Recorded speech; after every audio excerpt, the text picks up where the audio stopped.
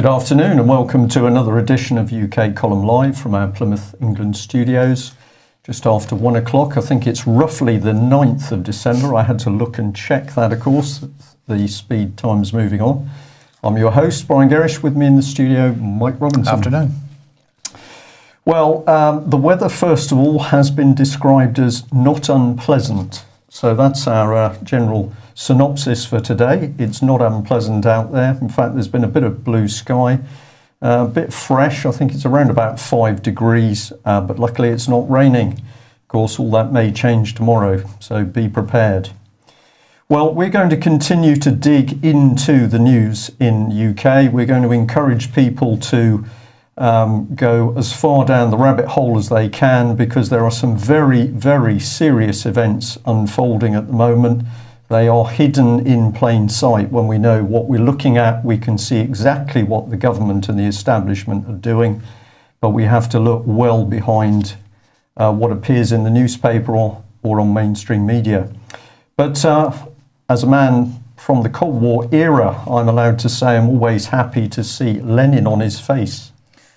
Right, so this is protests continuing in the Ukraine as Europe and the UK and the US panic that the Ukraine might get close to Russia and China. So as we said last week, Ukraine is a stark choice. If it looks west and it sees a bankrupt European Union, a bankrupt UK, a bankrupt US, all these countries are in a state of terminal collapse, as we've been reporting. Collapsing healthcare, education, standards of living, come on to that in a minute.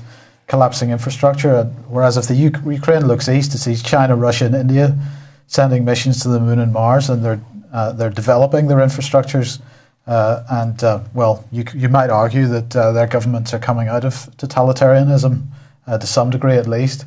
Because the Ukrainian government is at least giving serious thought to the east, and because the Ukraine is so strategically important with regard to national gas in particular, all the stops are being pulled out to topple its government, as this headline hints at here.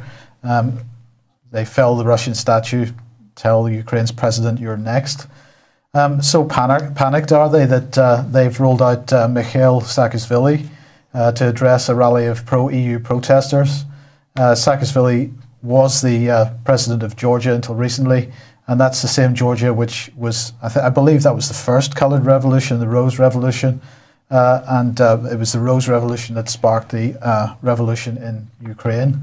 And this is the same Georgia which tried very hard to start a war between NATO and Russia in 2008 when it invaded South Ossetia. So Mikhail Saakashvili is absolutely a George Soros goon, whatever you want to call him, really. And he addressed the protest with some European MEPs in tow, and then gave various press conferences afterwards. But these protests are absolutely the work of the Soros-led NGOs in full swing. Absolutely, yeah. And of course, we're going to get on to these sorts of NGOs. Some of them have now migrated across into the form of charities, but they are highly active in UK. And this is part of the picture that we have to see and understand in Britain if we're going to overturn what is actually happening around us. Well, thank you very much to the person who sent us this. I think this is going to shock a few people, but it's an article that appeared on Press TV. Britain has ethnic problem. The English, let's face it, Britain has an ethnic problem. Its patchwork of peoples, once the envy of the world, has become frayed, its harmony devolving into anger and xenophobia. I think we can bring up a little bit more about that on screen. So the problem's rooted in one ethnic group, one large but troubled people who are failing to integrate into a modern post-industrial society. While some of its more ambitious members have found success in politics and business, this community is falling behind educationally and economically as a whole, self-segregating into ethnic enclaves, becoming increasingly prone to violence, rioting and substance abuse. And so it goes on. So a massive and direct attack on the English. And of course, many people are going to get extremely angry at reading an article like this, as essentially we're being alienated in our own country. But we have to think much deeper, because this is clearly designed to actually stir up the angst and hatred. I'm very surprised that this has appeared on an Iranian site in this way. One would have thought that at the moment Iran was looking for friends.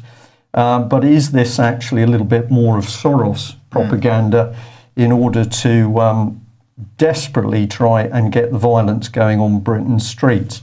We've said this time and time again, and we're going to continue to say it.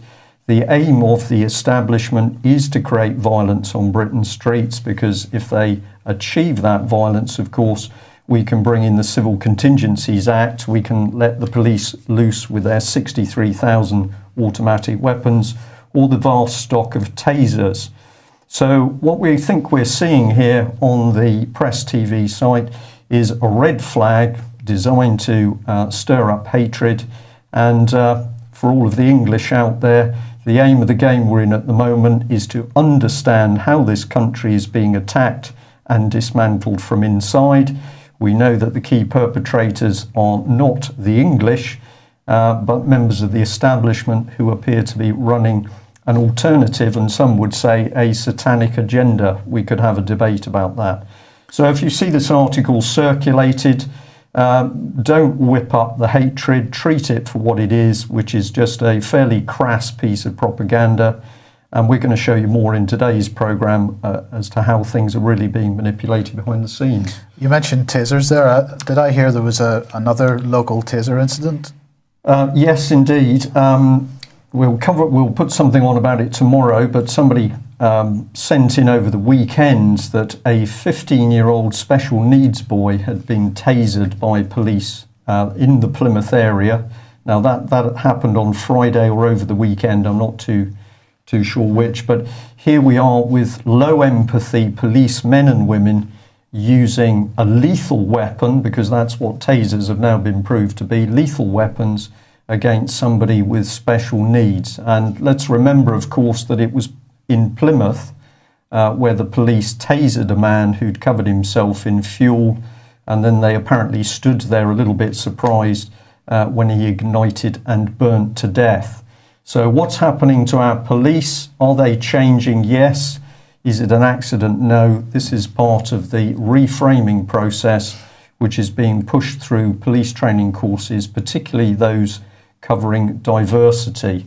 And I'll just say thank you very much for the NLP trained experts out there who are now providing us with some very, very good information. And it appears that many people in the therapy profession are now waking up to see these techniques used for pretty cold, calculating political agendas. Okay, well, we better come on to this subject brought up by the Mirror. Ex-Tory cabinet minister caught on camera at child sex party. This is really now starting to get into the heart of what's going on. So we'll just read this little bit for our listeners. The key witness said, "The police tell me that they have photographic evidence that I went to these parties. They have a photograph of me as a child, and it matched some other photographs they have of me. They have a bit of film as well. Officers are due to begin a separate operation in the new year into the sex party allegations as a spin-off from Operation Fairbank, which last year looked into allegations of abuse by politicians at the Elm Guest House in southwest London. While the video and photographs allegedly placed the ex-minister and the victim at a party where the boys were supplied to men, they do not prove that the former politician carried out any abuse. He just happened to be at a party where they were abusing children, but I was only watching. He was only watching. Is that the sort of excuse?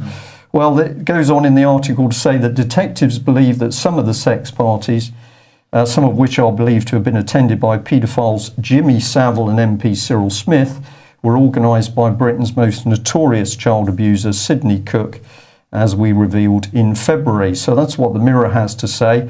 We'd just like to add this little bit, that we believe that at the moment Met Police Commissioner Hogan Howe has said that he will not investigate Smith.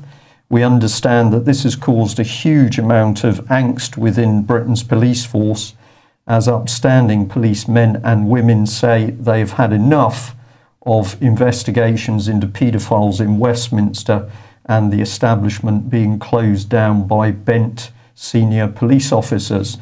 So we're going to wait and see what transpires from this article, but we can say that the sources we're talking to are saying that now more and more evidence is coming out, high quality evidence such as this, with victims, photographs and video footage of child abuse parties attended by senior members of the establishment and Britain's government. Is it a surprise we're in the mess we're in, Mike? No. I don't think Absolutely so. not. Unfortunately, some people have been sent out to fight for their queen and country. And of course, this man has been sentenced to 10 years for murdering a wounded Taliban. So many people are saying at the moment they consider this as an excessive sentence. What we'd just like to focus on is the fact that at the moment the papers are not showing the man who sentenced him. So meet Judge Blackett. What's his background? Well, essentially, we believe he's a naval officer or was a naval officer, but of course he was serving from legal offices. I think he reached the dizzy height of Commodore, but this was a man who clearly was not being put in the firing line. So we'll leave you to make up your mind on that one. But we're now starting to see how Britain's society works. We have the criminals and the paedophiles running the country. But if you step out of line in circumstances of great risk and duress, you can expect 10 years in prison. He won't be meeting any of the bankers then, Mike, I presume. And he won't be meeting Tony Blair either. And he won't be meeting Tony Blair, no. Well, if you'd like to do something about it, stay on the trail. Many people would like to see Tony Blair brought in front of a war crimes court. We certainly support that. The only way to make it happen is for a few million people to be demanding it. Well, this is a very interesting article you've got here, Mike. Right, well, this is the New York Times, and they seem to have caught up with the idea that Britain has established the Behavioural Insights team. We've talked about this many times. We've given the background to it, and I believe we're going to do some more in a moment.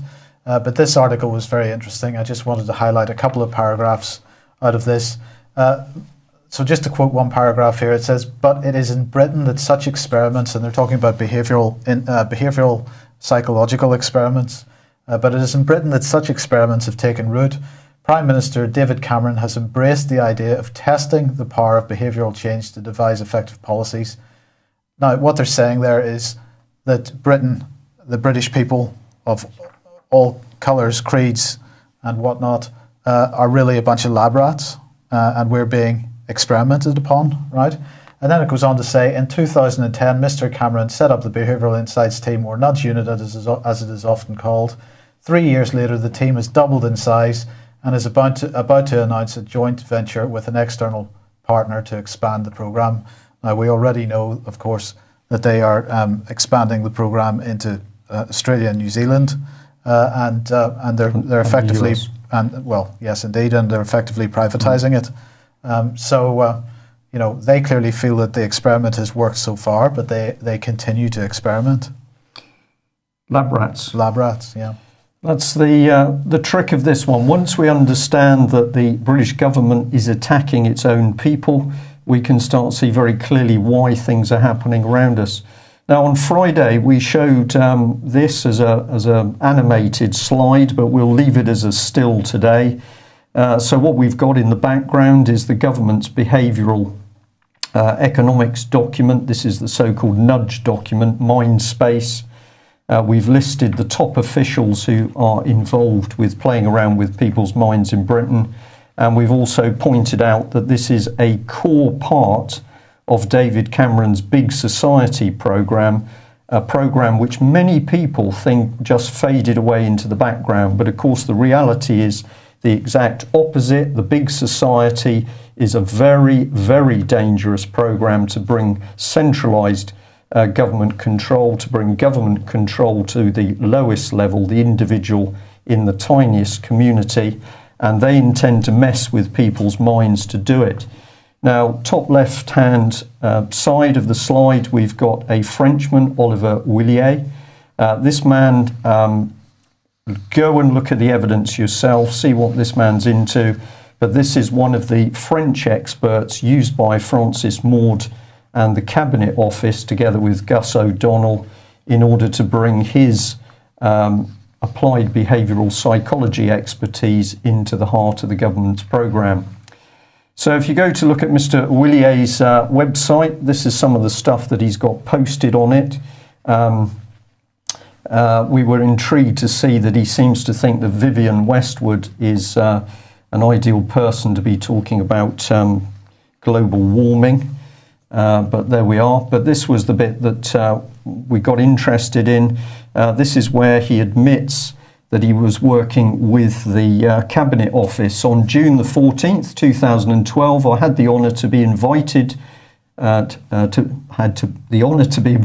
be an invited speaker at the prestigious British Academy for Nudge and Beyond, Behavioural Science Policy and Knowing What Works event, organised by the British Academy Policy Centre and the Behavioural Insights team of the Cabinet Office. I spoke about my experience with the French government and policy-making system as the head of the Neuroscience and Policy Programme at the Centre for Strategic Analysis of the French Prime Minister. I also share some early results of the functional MRI study that we did with Frederic Basso and other colleagues on food imitating products. So, no messing around with that man. He's there at the heart of British government. It was the UK column that exposed what was going on several years ago, and we are still on the trail. Meanwhile, there is not a single other news outlet which understands the immense danger of what this man is doing. Let's have a look at him in the flesh, as it were. So here he is, and this is part of a film which is on the website. New findings from field experiment, session 2. This is what you're talking about, Mike. Lab rats. Lab rats. We, the ordinary people, are lab rats to this young, sweetly spoken Frenchman. And it's quite extraordinary what these men are doing. So what's he got to say? He says that Richard Thaler delivered a keynote speech looking at the ways in which behavioural science has progressed since the publication of the influential book Nudge. So our Frenchman here was introduced, Mr. Thaler was introduced by Lord O'Donnell, former Cabinet Secretary and Chair of the Behavioural Insights Team Academic Advisory Panel. Afterwards, David Halpin, who was in your first slide there, Mike, Director of the Behavioural Insights Team. Yeah, the Insights Team and Chief Strategic Advisor, 10 Downing Street, presented the findings of BIT and addressed its forthcoming challenges. So these people, if you look at their own material, are absolutely working on how they can manipulate our minds in order to get their political agenda through. And remember that the people manipulating this technology, as we're now seeing very clearly, are not only liars about their expenses, some of them are criminals, some of them are paedophiles, and they're all power mad. So we can see what's coming. Well, if you want to get into a person these days, have a look on LinkedIn. Here he is, Olivier Willier. You can see that he's been working as a full professor at Marseille University. And he's a young global leader. He's been selected by the World Economic Forum as a young global leader. And that presumably means he's got a guaranteed career. This is the sort of stuff that he's up to. He's working as a columnist. He's a professor, he's a research scientist, and if you go through his stuff, you can see that everything is to do with how you use applied behavioural psychology to manipulate the way people think. So the UK column would say to people at the moment that if you're out there trying to fight the system in an appropriate way, a peaceful way, you need to understand that in many cases, when you're trying to convince a policeman that he's behaving unreasonably, if the policeman has had his mind interfered with, you're not going to get a normal reaction. You're not going to get a normal reaction from a judge in the family court. You're not going to get a normal reaction from your politician.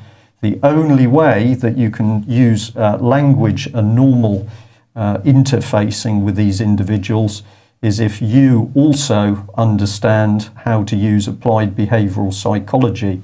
So if you think you're starting a campaign or you're going to put a petition into the government and they're going to pay attention to what you're saying, they're not, because they don't exist in the same world as you. They've been reframed.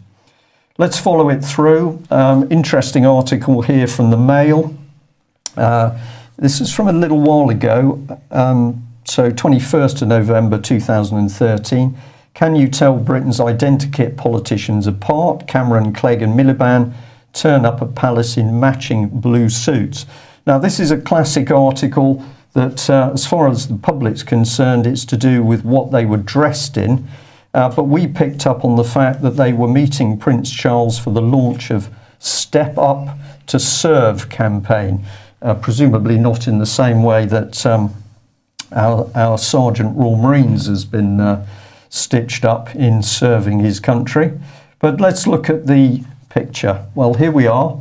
Quite extraordinary, because we've got the three leaders dressed in what must be identical blue suits. Clegg's got a slightly grubby shirt on, but apart from that, they've got different ties. But we looked at it, and so here's our caption: three little boys waiting for the headmaster. But what's really going on? Cameron's looking a bit apprehensive there, do you think, Mike? Yeah. Well, they were waiting for the headmaster, and here's the headmaster. It was Prince Charles, and what was the discussion? Well, it was this. So we've got here David Cameron speaking. I want to see more volunteering, more philanthropy, and more of the big society, people stepping up and taking part. National citizen service is a vital part of the campaign the Prince of Wales is launching today. It's been a massive success, with more than 40,000 young people getting involved, making a difference and giving something back to their community. So what are we talking about here? We're talking about the fact that we have now got very, very low empathy MPs, some of whom we certainly know are involved in paedophilia. They are now using applied behavioural psychology to get at the minds of many young people. How's it being done?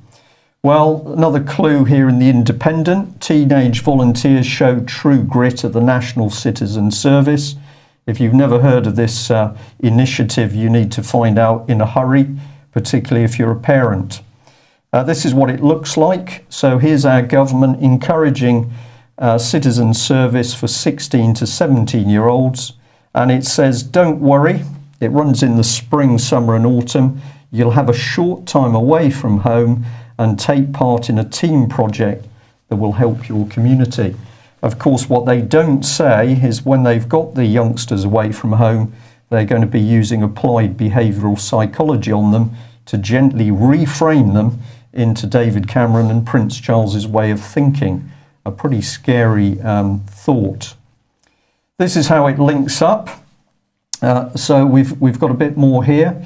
For the lessons they can't teach you in class, sign up on this website and you'll get into the system. So we encourage people to go and look at this themselves. You'll live with your team at an NCS site for 2 weeks with a couple of days at home in between. And while you're there, you'll take part in a range of activities, learn loads about yourself and make new friends. Trust us. But here we go. When you dig into it, you find that this is a loose network of unaccountable organisations spread across the country.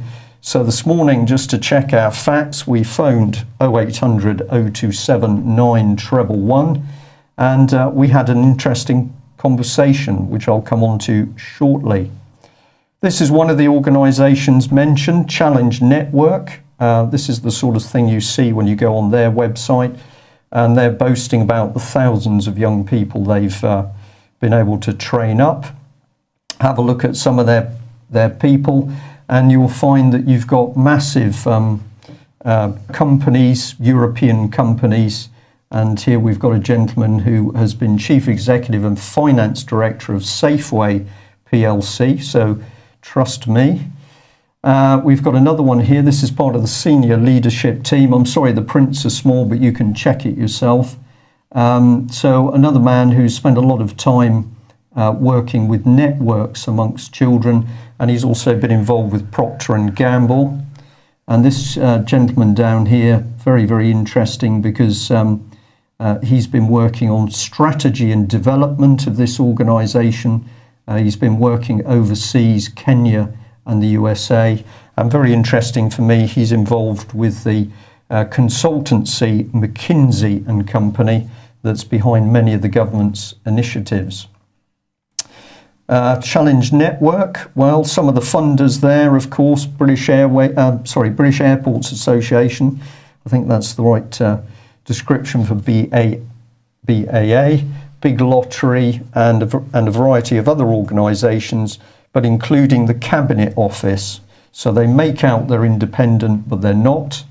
Let's see what's really going on. Well, we've got Cameron, of course, and his friend Prince Charles, the headmaster. Remember what we pointed out here, the Big Society and the Big Society network is linked directly into Common Purpose and the Marxist Saul Alinsky. And of course, what Marxism always wants is your children. So here it is, the National Citizen Service. And this is what our phone call produced this morning. We phone up part of the National Citizen Service to discover that it's actually being run by Serco, based in Newcastle. Trust us, we're Serco. Another organisation, Catch 22. I'm just putting up two individuals there. You need to go and look at them yourself, but we've got one man who's from Bankers, and the one on the left, who is a lady, just happens to be working for Serco herself. So basically Serco is given a contract to help run this thing, but Serco's actually directly involved with some of the organisations that are actually at the coalface. So there's a bit of a conflict of interest there, right? Well, one would have thought so, but we know when we get into this stuff, of course, anything is possible because it's out of sight. Here's McKinsey and Company, and I've dropped that into the mix because McKinsey comes up time after time after time when you look at these government initiatives. Here's the National Youth Agency, and underneath it, yet another organisation called UK Youth. So we have now got within this network the government boasting that it's in touch with youth clubs right the way across the country. They've now started to be able to interface with over 600,000 young people. So imagine what's going on here. We've got applied behavioural psychology being brought directly to young people. If this pernicious is the right word, system can get children away from their parents, the government can be working on their brains. If people aren't disturbed by some of this stuff, Mike, I've got to say, then it's time for the wake-up call, really, because we're seeing a number of people at the moment distracted with events that are not on their doorstep. If you want to understand what's going on with the country, you've got to look at what's happening locally, what's happening in the local authorities, what's happening in your local hospital, what's happening with your local police.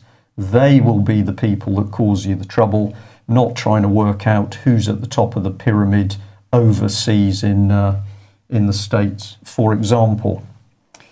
And we just come back to this little issue because we pointed out about the so-called multi-agency protection teams, which were there to protect children, MASH. And we'd like to thank the lady who contacted us to say, well, actually, Devon was one of the first counties to set up one of these spying agencies, supposedly there to protect children. But we now know for a fact that MASH units have been collecting false data on individuals and investigating them. And while they've been doing that, they've been saying to friends and organisations, don't tell the people they've been investigated. And this is one mother who bravely took on her local MASH unit in Devon because they had stored false and libelous statements against her, which had been made anonymously. So she was investigated by the Devon MASH team who held the false libelous information on record on her daughter. This is East Germany, absolute East Germany. And we'll follow it through with the family courts. This is a disingenuous headline from The Independent. Couples should not have children until they're ready to marry, says High Court judge. And this is Sir Paul Coleridge, who told the Telegraph, I don't think that they should have children until they're sure that their relationship is stable enough to cope with stresses and strains. If your relationship is not stable enough to cope with children, you should not have them. And he added that there is this idea out there that it doesn't make any difference whether you cohabit or marry, to which I say, no, it doesn't, except that one tends to last and the other tends not to last. And when you're considering what's best for your children, stability is the name of the game. Now, the interesting thing about this part of the article is many people would say, well, this is interesting. Here's a judge who's talking about the family, and we would assume he's saying from experience that married couples tend to stay together longer than unmarried couples, so perhaps he's sticking up for a traditional married family. We don't think this is what he was doing at all. Let's have a look at it again. So here he is, so that we know who we're talking about, Judge Sir Paul Coleridge. And this is what he also said. You have a responsibility. You have no right to have children. You only have responsibilities if you have them. In the courts, people talk about their rights. You have no right where children are concerned. What you have are responsibilities and duties to do the best you can for them. So let's highlight that stuff. He is telling people point blank, you have no rights over your children. You have no right to have children, and the only time you can do anything with your children is if the state says so. So I'm going to suggest that this is a very, very dangerous man. And of course, as a judge, he's supposed to be impartial, but here he is making statements which are clearly socially political at the very minimum. Very least, yeah. Well, they're out to get your children. They're out to get us in more ways than one. And of course, attacking standards of... standards of living. Living, that's the word, yeah. Yeah, well, I mean, this is basically a report. Actually, there are two separate headlines in the Independent. One here: millions of families living in poverty despite being in employment, says new study, and this one as well, basically saying the poorest pay the price for austerities. Workers face the biggest fall in living standards since Victorian era. Now, these are basically the same article, and this is research by the Joseph Rowntree Foundation. And you've got to say, bearing in mind that the Joseph Rowntree Foundation is funding the majority of the political agenda that's going on here through various NGOs and charities and whatnot, that the fact that they are then producing a report saying that Britain is experiencing a sustained and unprecedented fall in living standards, that average incomes have fallen by 8% since their peak in 2008. Well, that's got to be the Joseph Rowntree Foundation crowing about their own success in some respect, doesn't it? Well, Mike, we know this is absolutely the case. We've got all these organisations, change agents. They may be a trust, they may be a charity. We've got Rowntree is one of the key ones, but there are many of these organisations, vast amounts of money, either from the corporate sector, or if we track it through, we come back to the likes of Deutsche Bank or George Soros or one of the other major international banks. And these people, these organisations are the ones actually driving the policy, which we then see the puppet politicians spew out to the general public. So again, if you want to know why things are happening, stop looking at Westminster, where we've just got these corrupt idiots. Am I allowed to say that? I think I just have, who are wrecking the country deliberately. Where's the policy coming from? The policy's coming from the third sector and these change agents. Indeed. Right, so, okay, here we've got Eugene Fama. Now, Eugene Fama is one of 3 Americans who won this year's Nobel Prize for Economics, and he's going to receive that prize at a presentation at Stockholm tomorrow. The prize is $8 million well, $1.2 million, 8 million krona, whatever it is. And he shares that with Robert Schiller and Lars Peter Hansen.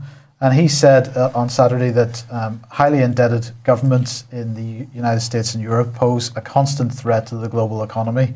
He said that bloated public deficits on both sides of the Atlantic mean that there is a real risk of recession for 2014. And I just wanted to highlight this. This is a bit that really got me. There may come a point where the financial markets say none of their debt, and he's referring to nations' debt, is credible anymore and that they can't finance themselves. So let's just think about what he's saying there. What he's actually saying is there may come a time where the severely indebted and in fact bankrupt financial markets say that none of the severely indebted and in fact bankrupt sovereign nations' debt is credible anymore, and that they can't, and as a result they won't be able to bail out the markets anymore.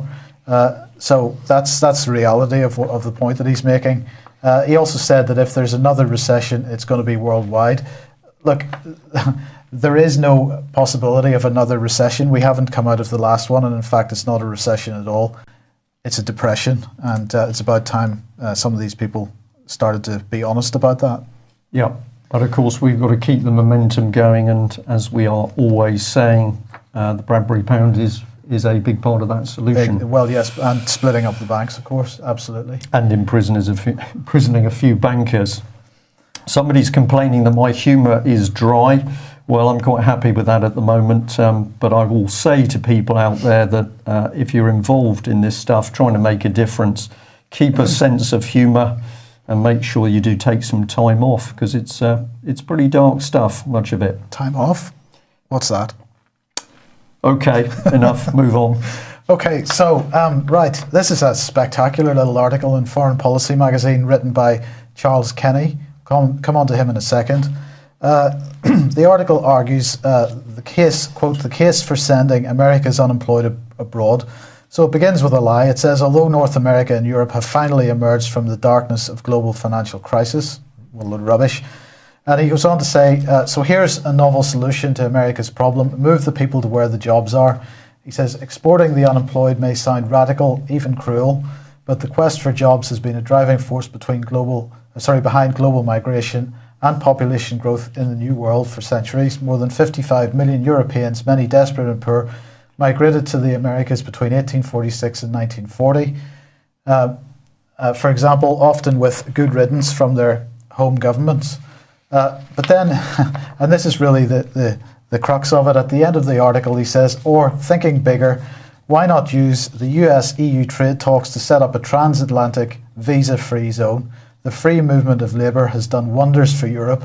It's time Americans get on board. A more globalised US workforce would be good for the unemployed, good for the country, and good for the world. So there you have it. This is an absolute globalist suggesting that we have a global free borders policy and just permit people to go wherever they like, no matter the consequence for the countries that they're heading to.